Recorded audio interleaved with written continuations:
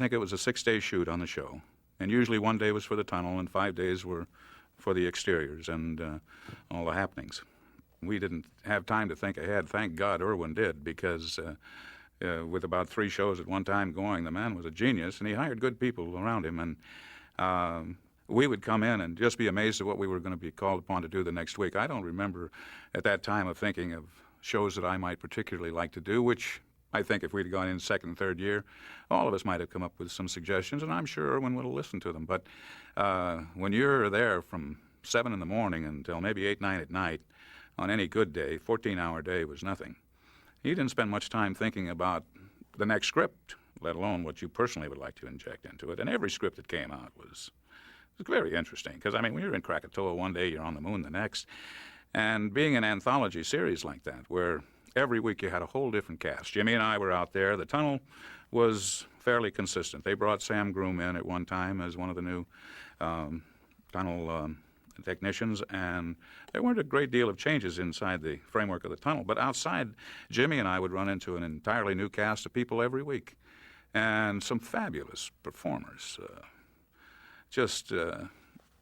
People who went on to, like Robert Duvall and Mako, and you name it. There's some wonderful, wonderful people that would, and every week we would be more excited about wondering who the cast was and who we were going to be working with, because we were fans too, you know. And there we were. We never really knew till about the time we got in wardrobe who was going to be playing the show that week. Really? So that made it really, really fun. I mean, it wasn't like suiting up and going into work with a set framework. Our fourth wall was real deep.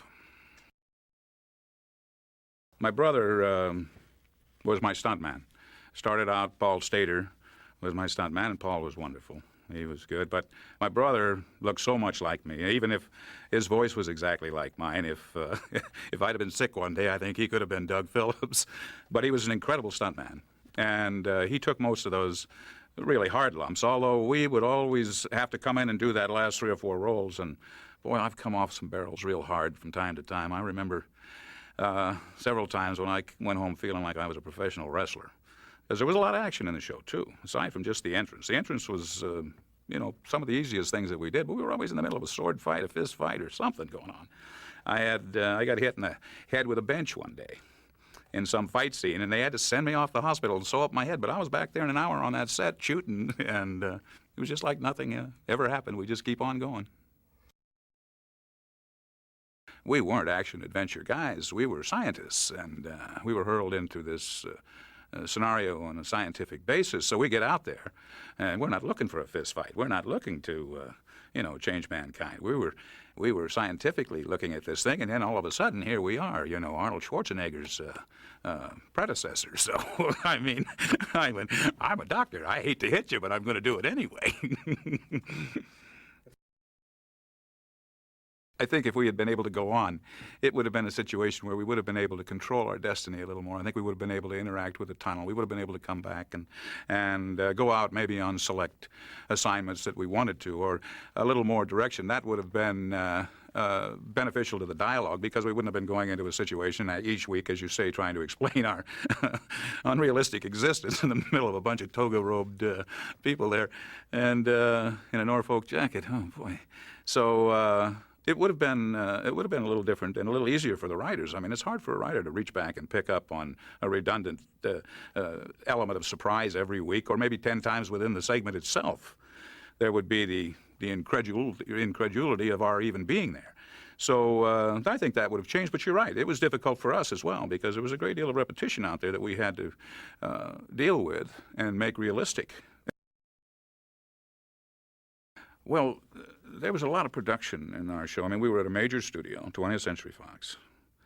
We had the finest crews, the finest stages, the finest sets, the finest location shots. And from our close-up vantage point, it was all so classy and so well done. It was not like doing a Western at Ziv. This was some, pretty stylish stuff going on there. And I got right into it and felt very comfortable with whichever way they sent us, because you were so absorbed in all of this. I mean, and it was not small scale. We had huge sets and lots of expense in this thing. So I'd go into work, and I'd be I'd be more enthralled with what the new cast and all of the things that were going on than I would be thinking about how things might be. But Irwin was one of those people who could spread himself thin. You know, yes, he had that going, and believe me, while he had those 3 shows going, he had Land of the Giants in preparation. He had the storyboards going. He was on into other projects. I don't know how hands-on Irwin was after he got things going, other than I'm sure he observed everything, but he did delegate authority, and to a lot of good people, and he kept a family around him that was very tight. And boy, we were all tired. He had an enormous energy. I can imagine, like Paul Z. Paul Z, he would get in there about 5 o'clock every morning, and he was our wardrobe and the designer and everything. And this man would be the first one on the set and the last one to leave, and then he'd be over doing other shows. And I don't think Paul had 4 hours sleep in 5 years. But, you know, that was just all part of it. I mean, you were in a horse race, and you weren't looking to see who was chasing you. You were just going flat out.